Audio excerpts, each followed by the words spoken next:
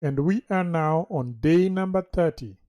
In today's video, we shall learn about ajuoga. Ajuoga. Ajuoga has many meanings. One meaning is a witch doctor. Also, ajuoga means medicine man or a diviner. But the modern day doctor is also known as ajuoga. Ajuoga. Our second word of the day is ajuok. Ajuok. Ajuok is an abnormal occurrence.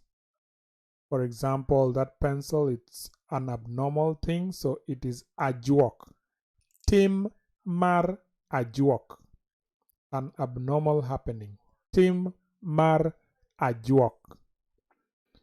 Our third word is ajwaa.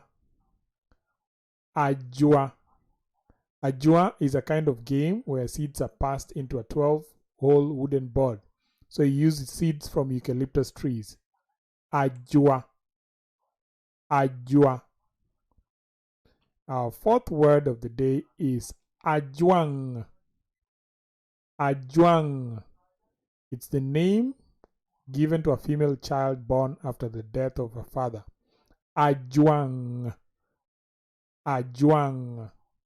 And the last word of the day is akado. Akado. So akado is a microcappa or ochol. Sometimes it's called ochol.